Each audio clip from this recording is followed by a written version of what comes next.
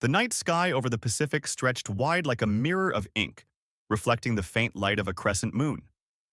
Aurora Air's Boeing 787, flight number AA721, departed Tokyo with more than 300 passengers, its nose pointed toward San Francisco. In the cockpit, Captain Nguyen Kai studied the weather radar, his brows furrowed. On the green screen, a massive blotch of red and purple appeared, like a wound spreading across the sky ahead. "That's a strong convective cell," Kai said in a low voice. "At least 40,000 feet high." First Officer Hoang Lam glanced quickly. He knew what that meant. They were flying at FL 360, 36,000 feet, and the storm clouds towered higher still, blocking the entire sky. "Deviation?" Lam asked. "We'll have to, but let's hear ATC first," Kai replied, switching on the VHF channel. Through the headset, the controller's voice came faint, broken, as if muffled by thick fabric. Lam adjusted the squelch, switched to the backup antenna, but nothing improved. Outside, the first raindrops began to pound on the windshield, a drumming like the beat of war. Kai recalled his old instructor's words. "In thunderstorms, VHF is like a voice in the forest. The more leaves, the harder to hear. Every raindrop, every ice crystal is a tiny mirror, scattering sound into 1,000 directions." And so it was. The ATC voice turned to chaos, the ends of sentences swallowed into silence. "Captain, we're losing half the words," Lam said, shaking his head. "The signal is definitely being absorbed in the clouds." Kai was silent for a moment, then decided, "Switch to backup SATCOM, report the situation, but keep HF as a lifeline. We can't abandon shortwave here." Lam worked quickly. SATCOM connected, but the delay meant each exchange took nearly 2 seconds. In emergencies, 2 seconds could feel eternal. Outside, the sky shifted colors. Lightning flared, flickering blue-violet, illuminating layers of cloud piled like stone mountains. The 787 shook violently, cabin lights flickering. In the cabin, many passengers tightened their seatbelts, cries of fear breaking out. Chief Purser Thao Vai held the intercom. "Ladies and gentlemen, please keep your seatbelts fastened. We are passing through storm clouds. Please rest assured, the crew has the situation under control." But Vi felt her heart race. The static hiss in the interphone as she called the cockpit told her, tonight would not be easy. Kai looked again at the radar. The red blotch expanded. No easy path around. Above was impossible. The cloud tops soared higher. Below, hail and turbulence lurked. To the right lay only the sea, a detour of dozens of nautical miles. He whispered, "This storm is not only a challenge to wings, but to voices too." The 787 plunged deeper into the convective mass. Rain lashed the fuselage like steel whips. Wind howled over the wings. In the cockpit, every screen quivered. VHF signal strength dropped to poor. HF faltered, only fragments breaking through the noise. HV721, confirm heading. ATC's voice crackled, then vanished. "We lost half the sentence," Lam reported. "We can't confirm exactly." At that instant, a bolt of lightning tore across the sky, so bright the cockpit glowed purple. A loud pop burst from the radios, headsets filled with static. "Static discharge," Kai shouted, gripping the controls. "Hold steady." The static wicks on the wings glowed blue, discharging electricity into the air. The aircraft was safe, but the radios were nearly deaf. Hissing filled the headsets, drowning out everything. "We're deaf for now," Lum muttered. "Only SATCOM, with delay." In the cabin, Vi saw lightning wash the fuselage in white, passengers screaming, children crying. She steadied herself, moving down the aisle, calming people. The aircraft is designed to withstand lightning. Everything is safe. But she could not calm herself when she glimpsed the tense eyes of the first officer through the cockpit door. Kai turned to Lam. "When static discharge happens, the airwaves are filled with thunder's electricity. We can only wait it out." Lam nodded, fingers still working the HF dial, searching for a gap. Luckily, minutes later, the hiss softened, and a distant voice broke through. "V721, Maintain. Report turbulence. They want us to hold altitude and report turbulence, Lam said quickly. Answer short, Kai instructed. Keep sentences simple. Place the key in the middle. HV 721, FL 360, moderate turbulence, request deviation right 10. The reply was garbled, but one word came through. Approved. One word was enough. Permission to turn to escape the densest storm. The 787 banked right, shuddering violently, but cleared the heart of the thunderous mass. Lightning still ripped outside, but now farther away. Kai exhaled softly. He knew the last few minutes were the line between connection and absolute silence. And in aviation, silence could be more frightening than storms. Near dawn, sunlight broke across the horizon, the clouds dissolving. The radar showed clearer skies ahead. VHF returned sharp, HF stabilized. ATC's voice rang crisp, as though the disruption had never happened. In the cockpit, Kai and Lam exchanged a weary smile. They had held onto a fragile thread through walls of storm and thunder. The 787 landed safely in San Francisco. Passengers applauded loudly, many sighing with relief. In the cabin, Vi wept quietly, her tension finally released. In the technical office, engineers analyzed the flight data. They saw it clearly. During 40 minutes in the storm, VHF signal degraded by 60%, HF fluctuated constantly. Static discharge created interference lasting several minutes. The report noted, environmental cause, severe convection, heavy thunderstorms, static electricity. Recommendation, prioritize SATCOM in storm regions, shorten transmissions, place critical info mid-sentence, avoid storm cores if radar shows 45 dBz. Captain Kai wrote in the flight log, "Last night, we relearned an old lesson. The sky is not only wind and wings, but waves. Every raindrop, every bolt of lightning, every convective cloud can turn voices into silence. A pilot not only flies the aircraft, but must also fly the voice through the storm." He looked up at the 787 outside, morning light glinting on its silver fuselage. The aircraft was silent, but he knew. Within that silence lay the story of a long night, where human voices fought millions of raindrops and bolts of lightning not to be swallowed. The night wind blew from the northeast, carrying the salty scent of the sea across the cockpit windows. Sea-Link's Airbus A330, Flight SL-208, departed Cebu for Da Nang, skirting along the South China Sea. The sky was smooth like a polished block of coal. Only a few trembling stars remained. Captain Pham Quang leaned back, his eyes scanning the numbers. FL-340, make 80, fuel within limits. On his right, First Officer Min Lin quietly tested the radio, a habit she never abandoned, even when everything seemed calm. Manila Control, Sea-Link 208, position report, Lin called. The headset answered with a steady hum that faded away, like someone slowly turning down the volume knob. Strange, she murmured. Signal strength rises and falls every few seconds. Looks like two-ray fading.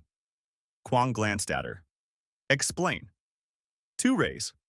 One straight from the aircraft antenna to the station, one reflected off the sea surface. The signals arrive out of phase. When they cancel, the voice sounds strangled. At low altitude over the ocean, this effect is strong. The breathing wave every few seconds is deep fade. Quang nodded. He'd seen it before.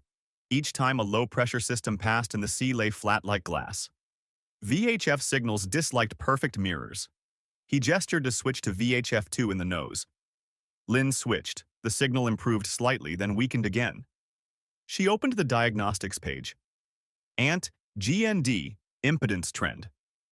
The ground impedance of the belly antenna crept upward like grass growing. Salt moisture likely had formed an invisible film around the antenna base. The sea gives us stable air, Quang smiled, and also problems to solve. Hold course. Request a slight right vector to change the angle of incidence. Manila Control. Request 10, right for communications. The reply came back, fair, not sharp, but enough. The aircraft banked 10 degrees. Below, the water shimmered like silver film, Container ship lights traced across like glowing plankton. Lynn lowered the squelch, set the audio filter mid-level.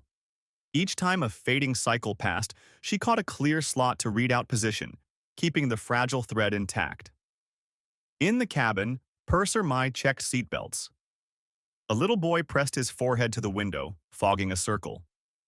"Why is the sea so black?" he asked. Mai smiled.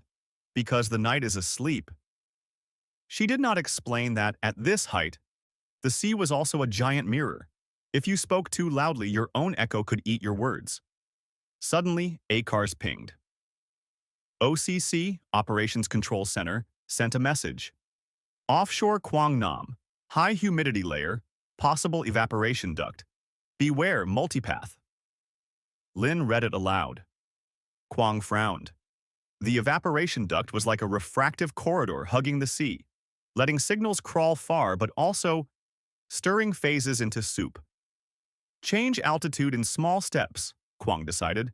Descend to FL 320, see if the Fresnel zone shifts out of line of sight. Lin requested descent. The lower altitude softened the breathing wave by half. The two-ray model was a puzzle. Move one piece, the interference pattern changed. She silently thanked the old lecture. A 200-400 foot change could push the cancellation node elsewhere. What about salt on the antenna, she asked. If it builds up VSWR spikes, transmission won't get out. Tonight we don't have a wash bay, Quang joked. So we fly with geometry, vector, altitude, nose antenna instead of belly, short phrases to slip through clear slots. They tried technical language, short sentences, keywords in the middle, in case the end was swallowed by fading. C-Link 2, 08, FL 320, direct waypoint Clava, estimating 25 past. This time, ATC's readback was clearer. To the east, clouds parted. An offshore rig glowed like a floating city. Lin tuned HF for backup. Shortwave was calm tonight, but she still preferred VHF. Fewer surprises once you mastered the sea's mirror. Quang checked the clock. 3 hours left. He thought of something simple. Washing antennas. Anything invisible was often most dangerous. A thin film of salt, like sweat, could make the whole airplane whisper. Then the sea smiled a thin smile. Fading grew again. Lin nudged the heading, held her breath, waited for a clear slot in the noise to slip in a call. Manila Control, C-Link 208, request contact handover in 2 minutes. A Roger dropped right into a blank spot. They heard only row, but it was enough. The fragile thread had not snapped. They continued flying both the airplane and the voice across the sea, pretending to be a mirror. The sea fell behind, terrain began to rise. Mountain ridges from Lisan to Bac Ma, like the backs of ancient whales. The horizon swelled, VHF switched stations, voices grew stronger. Lin felt relief, but before she could exhale, the glare of deep-water port lights flared like molten metal. She remembered the industrial interference note in the handbook. Port radars, marine VHF, civilian transmitters, all painting a gray noise floor as the aircraft skimmed alongshore. Ja Nong Control, C-Link 208, checking in. 28, maintain. The tail of the sentence faded.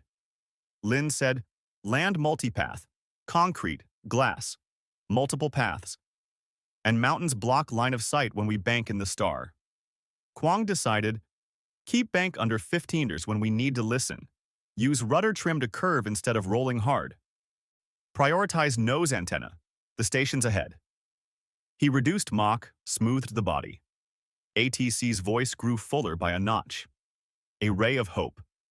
Terrain display showed valleys, rivers, urban strips with glass-front hotels, places where VHF sometimes bounced back as delayed echoes, enough to smear consonants. I'll split sentences in 2, Lin said. Key numbers in the middle. If it glitches, we repeat only the second half. They spoke in a remixed rhythm. Phrase, pause, phrase. Oddly, ATC responded in kind, as if playing in the same band. Wind from shore nudged the A330 sideways. Quang refused to let a wing block their ear, while ATC gave a vector. He flew by geometry, aligning along an axis of good hearing he had found by feel, a kind of radio instinct no chart recorded.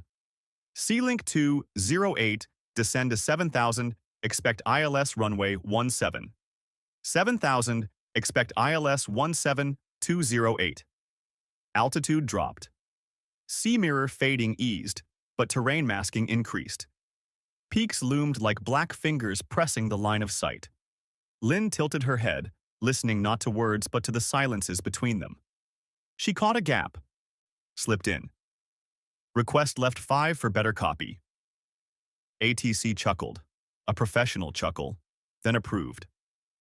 That 5-degree shift, tiny as half a step, opened a wide window. The words came through whole. In the cabin, Mai prepared for landing. She reminded passengers to fasten belts. An old woman asked, "Why is it clear sometimes, unclear others?" Mai paused a beat, then smiled. "Because mountains like to joke and the sea likes to play mirror. We're just speaking loud enough to pass their game." The woman nodded, squeezing her hand, as if the story itself was magic. At the IAF, drizzle fell like dust. Kwang chose a straight ILS, avoiding circling among mountains. Steep banks there could cut off the ears. Lin checked the markers, LOCGS matched. They dimmed cabin lights, giving priority to radio, ILS. A salty mist crept up from the sea. Lin saw ant GND impedance tick upward. She muttered, "Wipe it, and the sky clears." Localizer alive, capture. Glide slope alive, capture. VHF fading lessened as they locked on. From here, radios were courtesy. The needles carried the weight. But Lin still listened. A wrong readback low down could ruin the tune. 208, winds calm, cleared to land 17. Cleared to land 17. 208. Kwang inhaled, pulled gently. Main gear kissed the runway. Spoilers popped, reversers roared. Spray leapt like wings. In their ears, silence, the silence of safety, finally sang like music. That afternoon, in the hangar, engineer Zhao Nam lifted the antenna cover like a doctor lifting a rib. The VHF-1 base glowed with a fine white film of salt. Nam set the 4-wire meter, 2.9 Mars, above limits. Through a handheld microscope, he saw the salt crystals forming a mesh, wedged into metal, creating a thin dielectric layer that shifted impedance, raising VSWR, bouncing power back at the transmitter. "The sea gives gifts," Nam shrugged. "This one must be scrubbed before you can keep it." The process began. Masking, sanding paint, oversprayed bare metal, rinsing salt with neutral solution, deoxidizing, replacing the tin-coated bonding strap, applying conductive compound, torquing bolts to spec. He measured again, 1.7 meters. Nam didn't cheer, only laid a hand on the metal. Clean. He rolled out the network analyzer, measured S11. Reflections collapsed. VSWR curve slim as a hair. He printed the result, attached it to the log. Salt film detuned antenna, combined with C2 ray, created cyclic deep fading. After treatment, antenna characteristics restored. Kwang and Lin stopped by, hands still smelling of coffee. Lin saw the 1.7 meter figure, smiled. "Last night I taught the sea with vectors and altitude. Turns out this morning we must teach the antenna with sandpaper." Nam laughed. "And tomorrow, teach the washer. No paint creeping onto bonding surfaces, rinse salt thoroughly. Salt never sleeps." Together they drafted a pocket card for C-Link pilots, taped into the QRH supplement. When flying over sea coastal approaches, avoid holding altitudes where Fresnel zones cause deep cancellation. Change plus to 300, 500 FT if fading is cyclic. If VHF fades periodically, try nose belly antenna switch. Adjust vector plus 510 degrees. Use short sentences, keywords in the middle. Repeat the second half if needed. Near shore, cities with glass. Keep banks shallow. Use rudder trim instead of sharp rolls. If industrial noise high, request a listening slot. Use relay from other aircraft if necessary. After C flights, wash antennas, check bonding, measure impedance, 2.0 some hours. That evening, rain fell salty and thin, the scent of kulao cham on the breeze. They tested radio on the apron, Tower's voice clear as glass. Lynn instinctively touched the aluminum skin. The coldness reminded her of nights straining her ears, timing each fade to slip words into the clear slot. She remembered the boy pressing his forehead to the window, asking why the sea was black. She wished she could have said, "Because the sea keeps the light to return it at dawn." Radio signals were the same, sometimes held back by water mirrors, glass towers, mountain walls. A pilot's job was to win them back, with angle, with altitude, with phrasing, and with a salt cloth. The next night, SL-208 flew the same route. At sea, ship lights crawled like beetles. Lynn tested VHF. Sea-Link. 208, Manila Control, good evening. The reply came warm and full. No more breathing. She and Kwong exchanged only a nod. The joy of this work was sometimes just to hear one normal sentence. On final, drizzle sprinkled like sesame on the windshield. Localizer held, glide smooth as silk. My briefed passengers, smiling with her eyes. The wheels touched. The door opened. The smell of wet earth poured in like a song. In the logbook, Kwong wrote one last line. Radio waves have terrain too. The sea is a mirror, mountains are walls, glass is a maze, salt is mist. If you want a voice to travel far, you must know its road, through geometry, through technique, through patience, and finally, with a wet cloth. Outside, the sea was still black under night, the mountains still stood, the city still glittered like crystal. But the A330 now had ears cleaned, and the pilots knew how to place their voices into the right slot, so that every cleared to land would arrive whole, not eaten by any mirror. The Arctic Ocean stretched out like a giant dark mirror, coated in a faint layer of silver from the crescent moon. Aurora Polar's Boeing 787-10, flight AP909, departed Reykjavik bound for Vancouver, flying a polar routing to save time. In the cockpit, Captain Tran Vian set his coffee cup far from the electrical panel, eyes sweeping the weather radar. Skies clear, tailwinds favorable, fuel comfortably above contingency. First Officer Mai Hui tapped his fingers lightly on the comm panel, his voice steady. HF set 8891 kHz. Secondary 13288 kHz. Cellcal checked. SATCOM is stable but only backup. Polar regions sometimes glitchy. Vian nodded. HF will be our mainstay here. Clear skies tonight, the ionosphere's the worry. He recalled the OCC note at gate departure. KP Shearer 5, auroral oval expanded. Possible minor geomagnetic storm. Expect localized HF degradation. KPR5 meant little to the untrained, but to a polar veteran it was advice. Trust INS and stay calm with the silences. As AP909 climbed through FL380, HF remained strong. Iceland radio's voice crisp, handoffs neat. Hui cross-checked the MUF, maximum usable frequency, from their in-house tables. Near midnight, MUF usually dropped at high latitudes due to less ionization, but their path hugged the polar rim, just far enough to avoid a complete black hole in comms. AP909, position 68N030W, FL380, Mach decimal 84, estimating 70N040W at 14. Hui transmitted. The reply came back warm, like silk cloth. But within minutes, deeper into the latitudes, HF voices thinned, final words trapped as if in a bottle's neck. Vian raised his eyes at the SNR indicator. Pulsing. Clear for a minute, choke the next, like a fan waving across the signal.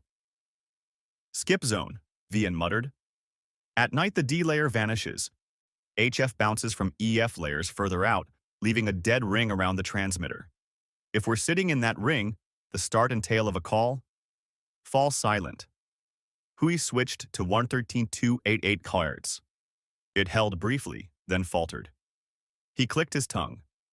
Try 6739 kHz. When MUF drops, lower freaks sometimes grip better. They tuned down. The noise floor hissed louder, but voices made it through.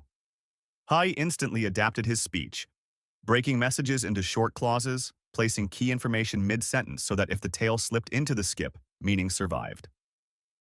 AP 909, FL 380, estimating 70 yen 40 W. The station replied, read you 3, say again last. Hui calmly repeated only the second half, never the whole line. HF punished indulgence. In the cabin, Purser Tuong V walked the aisles. Amber LEDs glowed softly. Tea scented the air. She touched an elderly passenger's shoulder gently, smiling reassurance as the aircraft trembled lightly in jet stream chop. Vi didn't know ionospheres, but she'd long learned the solid silence that bled through the interphone whenever radios outside went patchy. That was when pilots spoke slower, shorter, and sometimes with strange, deliberate pauses. She called it professional silence. Vian checked INS, still fed steadily by GNSS updates. In polar skies, low-elevation satellites could be sparse, but tonight, their man-made constellations kept vigil. He said quietly, "Hey, follow the diurnal curve. Every 15 minutes, rotate 6, 8, 11, 13 MHz. Keep cell call open. If they want us, they'll ring." Hai set a timer beside the radio. Each beep, he jumped a band like climbing invisible stairs to avoid quicksand. Each new channel, he paused to listen to the noise floor, weighing voices hidden within like a jeweler inspecting flaws in stone. Suddenly, Gander came booming, a sky window flung open. They rushed a position report through. But as the last words left, the voice faded again, door closing. Hai exhaled. Got it. We're riding the waves back, not swimming in it. From OCC, an ACARS alert. Forecast MX-class solar flare in 30-60 minutes. Expect localized HF blackout on sunlit hemisphere. Vian frowned. A solar flare was like a giant's anger, sweeping whispers off the stage. He typed back, AP 909 acknowledged. Prepping HF management and relay. His coffee cooled, but a small fire lit inside his head. If blackout hits, we'll speak through other wires. 40 minutes later, the radio sky flipped as if by unseen hand. Not clouds, not winds. Nav systems hummed fine. But HF grimaced, noise floor spiked, voices swallowed whole. Hui cycled 8891, 13288, 6739. Every band gagged, as if taped. Cold text appeared. Sudden ionospheric disturbance. Shortwave, fade out likely. Blackout. Hai's voice sharp. Vian stayed calm. We've got SATCOM. Open CPDLC. Request voice relay if needed. Hai keyed. AP 909 experiencing HF shortwave fadeout. Requesting ADS-C CPDLC primary. SAT voice backup. The packet went, echoing back slower, far satellite lag, but it went. Below, INS ticked away steps. FMS traced a clean ink line across the map. A sudden ding, cell call. Not HF, but plane to plane, an A350, North Blue 53, 2000 FT above, offering AP 909, we can relay with Gander if needed. A greeting in a radio storm, warm enough to melt the cold. Thanks, North Blue 53, stand by. Vian replied, short. Long talk wasted here. The cockpit hushed so still they heard wind skimming glass. Vian opened contingency pages. If blackout persisted and SATCOM faltered under radiation noise, they'd descend to lower latitudes, skirt the auroral oval, even divert to Anchorage or Goose Bay if CPDLC failed. He eyed the map, marking EA alternates. When all voices died, the flight path itself was their language. Beyond sight, the sun spat electromagnetic fury at the ionosphere. D layer ionized hard, a sponge swallowing HF lows. F layer jittered. MUF swelled and shrank like a mad tide. For pilots, just numbers, but real as slaps to the ears. Hui tried high band 1 946 Kairos. When MUF surged, high frex sometimes pierced. A faint, clean crackle, his eyes lit. A slot. Center info in the sentence, Vian reminded. Gander, AP 909. Request maintain FL380, turbulence light. Position. The ending dissolved, but North Blue 53 caught the middle. Relayed neat. AP909 reports FL380, light chop, position 72UN050W. A message looped through a neighbor instead of sky. Vian smirked. Nights like these, flying was still a fraternity. Cabin call, Vi answered. Hui's calm voice. Cabin remain quiet, minimize unnecessary interphone. She understood. Less chatter, less load, less distraction. She walked the aisle, placing hands on seatbacks like steadying shoulders, soothing sleep. Blackout lasted 20 minutes, felt like 20 years. Hui and Vian danced a duet. Sat voice for keywords, CPDLC for clean data bursts, relays for sentence halves. Tactical speech. Say just enough for the sky to understand. Then the hiss softened, like rain easing. Not the end of the solar tantrum, but a breath between blows. High snapped back to 8891 kHz. Gander's voice blurred but present. He fine-tuned upwards 30 Hz, plus 10 Hz, 5 Hz. Words sharpened. Vian read a position report, slid ETA in midline. It reached before the next wave slammed shut. We'll dip to 68 north, Vian decided. Ease Aurora load. ETA plus 5, fuel okay. Hui nodded, pinged request via CPDLC. Approval came green as an exit light.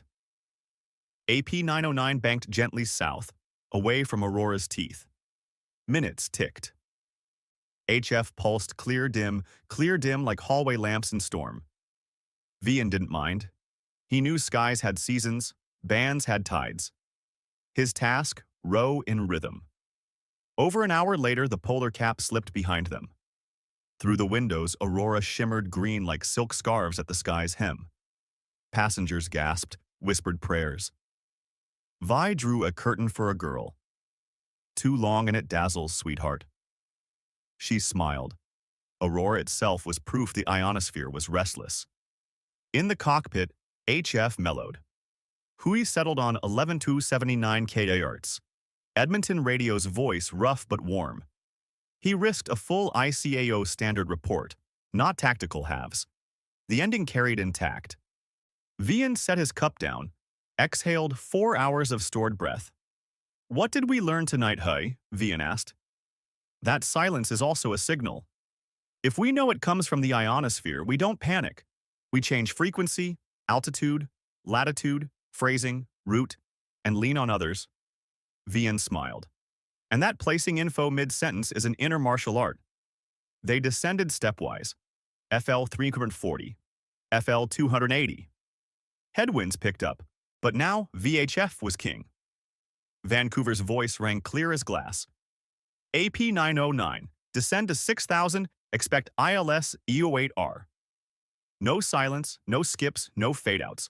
Only the localizer needle sliding center. Localizer alive, capture. Glide slope, alive, capture. Hui read steadily. Landing checklist complete. Vi briefed passengers, her tone still warm as tea. Main gear kissed wet asphalt, spray blossomed like wings. Spoilers rose, reversers grumbled. In the cabin, applause burst, then fizzled like soap bubbles. Brief, pure, real. Afternoon, Aurora Polar's tech bay. HF radio pulled for bench test. Engineer Fook probed with analyzers. Peaks, sharp, phase noise, nominal. He shook his head. No equipment fault. Last night was nature. Space data shows X-class flare, shortwave fade-out on sunlit hemisphere, polar cap absorption spike. You hit the overlap. Vian signed, no fault found, environmental cause. He added SOP lines. Manage HF by day-night bands. Rotate 6, 8, 11, 13, 17 months frequently if readability drops. Prioritize CPDLC SHE-SAT voice, but prepare plane-to-plane relays during geomagnetic storms. Speech tactics. Short sentences, keywords midline, repeat only the latter half. Geometry tactics. Reduce latitude when PCA spikes.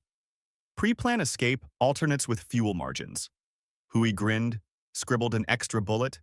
Don't argue with the sky. Speak less, speak right, and ask neighbors. Fook laughed. Put it in the appendix. That evening, AP 909 readied eastbound. OCC updated, KP down to 3, auroral oval contracted. On the ramp, High's HF check came back velvet smooth from Gander. Vi tucked blankets for an old woman, folded a stroller for a baby. Vian glanced skyward, a clean blue night. He knew someday the sky would shout again, but tonight it listened. As they lifted off, city lights streamed below like rivers of fire. Hui called 88891 kHz, habit. Read you 5 came back clear as crystal. He and Vian exchanged a glance, tapped the panel edge, a tiny ritual of those returning from silence. At Cruise, coffee steamed again. Hui opened his personal notes, scribbling, "When HF vanishes, we're not mute. We just need another language, another band, another altitude, another latitude, another phrasing, or another person. Relay." Silence isn't the end, it's the in-between. Vian, before handing controls, jotted in the logbook, "We cannot command the sun, but we can shape how we speak to each other. In the sky, frequencies are instruments. Patience is the music." The jet poured itself into the night through calm layers. Far away, a thin aurora thread drifted then faded. HF steady, VHF crisp, INS counting like an old century. And somewhere, a controller smiled hearing AP 909's report full and clear, as if there'd never been a night where the last words fell into silence. But the pilots knew.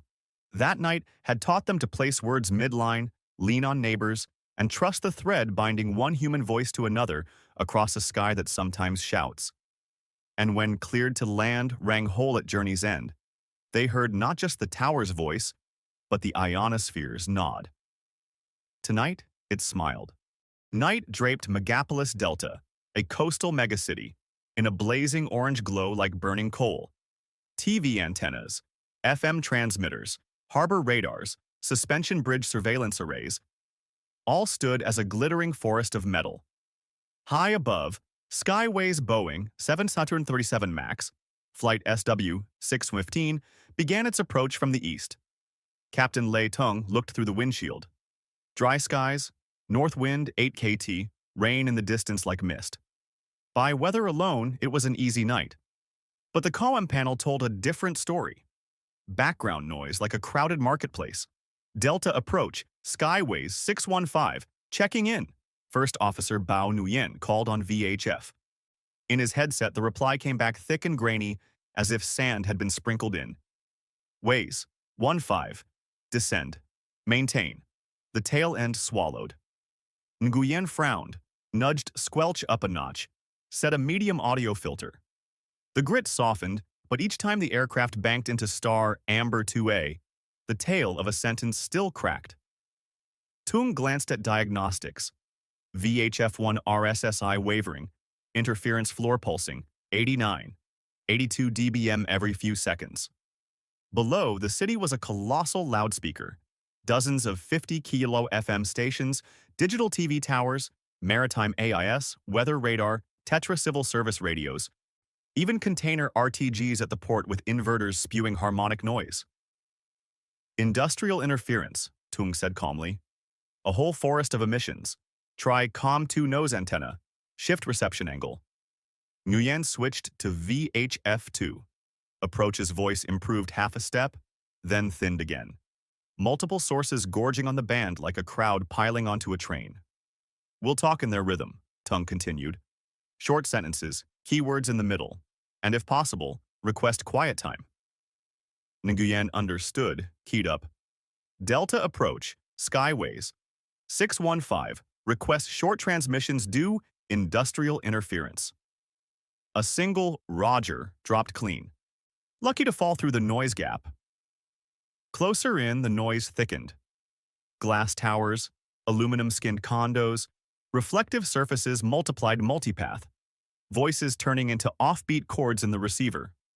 Off to the right, a cluster of broadcast towers painted clouds red. At their base, Liu Duong Port bristled with hundreds of RTG cranes. Each inverter, IGBT buzzing EMI like a swarm of bees. Descend to 7,000. Expect ILS 27 left. Approach's words came like a torn loaf. Start and middle intact, end shattered. 7,000. Expect ILS 27 left. 615. Nguyen read back short by the book. Tung glanced at the Max's spectral snapshot on MFD, a spectrum peak across VHF. Noise ridges rose over 108-118 MHz, NAV, 118-137 MHz, COMEM. A hump stood out at 125 MHz, their frequency. Likely spurious bleed from a nearby music broadcast or a PA amp leaking harmonics. Keep bank shallow when copying, Tung advised. Rudder trim for curve, don't roll wings, don't let a wing block the ear just as interference peaks. Nguyen nodded, edged with yaw. Strangely, Approach's voice fattened. Nose antenna polarization against noise weakened while aligning better with ground station. No miracle, just RF geometry. Skyways 615. Turn right heading 180, descend to 5,000. Right 180, 5,000, 615. In the cabin, Purser Khan. Mai checked seatbelts. A young mother asked, "Is something wrong?" Mai smiled. "The city's talking a bit too loud. We're asking them to slow down." Half joke, but true. A ting from ACARS. Liuduong Harbor has just activated new X-band radar, possible bleed, into 119.7, 121.0. Caution. Nguyen raised an eyebrow. OCC updates timely. Tonight the city offered more than just lights. Tung handled the jet like threading a bike through a bazaar. Minimal changes, no fuss. Priority on listening. Tonight, flying meant listening. Noise surged as they entered downwind. Below sprawled Jianquang Industrial Park, packed with factories, standby gensets, arc furnaces, transformers. Further out, a racecourse-turned-concert venue, wireless mics and in-ears blasting 700-800 MHz with harmonics leaping astray. A flea market of signals, Nguyen muttered. Switch COM 1 to 119.9. Try it, Tung said. That channel may be cleaner. Nguyen switched. For a moment, Approach's voice was like glass wiped clean, then crackled again as the aircraft began base turn. Urban multipath doubled voices. One direct, one reflected off glass, delayed microseconds, enough to shred consonants. Two-beat phrasing, Tung said. Beat pause beat. If noise eats the end, info's already midline. Nguyen called. Delta approach, 615. Established downwind, 5,000. Information Bravo. 615. Turn base. 27 left. Reduce speed to 210. Reply broke at the tail, but body held. Nguyen read back tight. Base now, speed 210, 615. Tung kept bank under 15 to green when copying. For sharp turns, he asked an A321 above. Oceanic 1230, Skyways, 615. Request relay if readability drops. Reply came quick. Standing by. In antenna forests, fellow pilots were the surest antenna. Noise swelled again. A 100 Hz hum ghost of the power grid, tick-tick bursts from diesel gensets. Nguyen engaged a 300 Hz notch filter, voices rounded. Tung dimmed cabin lights, delayed galley a few minutes, not from power shortage, but to avoid sync flicker EMI inside. Small acts, like folding a blanket, kept order. 615. Turn left, heading 100, maintain 4,000. The reply got clipped just as the jet banked, left wing blocking belly antenna line of sight, plus interference cresting. Nguyen froze bank at 12 degrees, led with rudder. Voice recovered. He keyed, left 100, 4,000, 615. See? Tung chuckled in headset. Sometimes good flying is good listening. They requested a quiet slot before final vector. Approach 615. Request 3 seconds quiet for copy. A rare hush fell, enough for Approach to read 615, turn left, heading 080, cleared ILS 27 left, maintain 2000 until established. The magic words landed whole. Nguyen read back. Tung nodded. Door opened. In the cabin, City lights sprawled like a star map. An old man asked, "My, why does the PA sometimes buzz?" She said, "Because the city has too many voices, but the captain knows how to ask everyone to hush for a bit." The old man smiled. Sometimes technology was just polite artistry. Localizer alive, glide slope alive. Gear down, but hydraulic pumps lit new EMI. A ripple crossed, ATC's voice grainy for a second. Tung rode the rhythm, avoided new calls at that instant. Once systems steadied, Nguyen asked, "Say again," short. They caught the needed words. Flaps out, speed steady, 150 KT, poppy red-white. Hand off to tower, cleaner, station on airport ground avoiding city swamp. Skyways 615, wind 2408 knots, runway 27 left, cleared to land. Cleared to land 27 left, 615. When wheels kissed asphalt, scattered applause rippled. City noise still roared, but at that moment, only rubber on runway and two pilots' quiet breaths mattered. Morning, Skyways hangar. Engineer Ho Hai rolled out a spectrum analyzer on the ramp, antenna aimed at the city. The 118-137 MHz band looked like terrain. Neat hills for standard stations, odd spikes for spurious IM. Hai nodded. Last night you flew into the city's RF valley. See this. 120-50 spur every 15 seconds. Likely port inverter breathing with load. 11990 has harmonic whiskers from an FM station's bad filter. No equipment fault. Environment only. Tung recounted. Quiet slots, split phrasing, shallow bank, rudder trim, antenna switching, relay. Hai added to SOP, urban industrial interference. Switch to alternate FREC per ATC if main channel overloaded. Use nose antenna when station ahead. Keep bank 15er when copying, rudder trim to steer. Request 2 to 3 ASECI quiet before long clearances, split sentences, key info midline. Relay via other aircraft if sharp turns or blind spots. If interference cycles, industrial loads. Observe rhythm, 520S. Fit transmissions in troughs. Apply audio filters notch for 100-300 Hz if hum ignition noise. Cabin. Limit non-essential interphone during clearance. Reduce galley lights if EMI spiking. They inspected antennas. Belly VHF1 bonding 1.9 mm, fine. Nose VHF2 slightly salt-stained, cleaned to 1.6 mm. Not culprit, but cleaner is safer. Hai tested a notch filter demo, then removed. No mods on airliners. Report sent to regulator with spectrum snapshots. Recommend FM R99.3 filter check. Story would continue in the city. At noon, Mai brought cookies to the shop. She joked. Last night, the city sang a chorus. I had to conduct them down. Hai laughed. And we engineers trimmed feedback. Tung and Nguyen chuckled too. Metaphors softened the craft. By afternoon, the Spectrum Authority replied swiftly. An old transmitter near port under check. Radar maintenance adding filters. Not every night brought such response, but being heard felt lighter. Evening SW615 flew again. OCC issued temporary notice. Use approach backup 119.9 when 120.5 noisy. On downwind by industrial zone. Request quiet before final vectors. Beware 10 to 15s interference cycle. Time calls in troughs. Reiterate speech and RF geometry tactics. In cockpit, Nguyen opened checklist like a familiar song. Turning downwind, noise surged again. No surprise now. He waited, listened, slid his call mid-gap.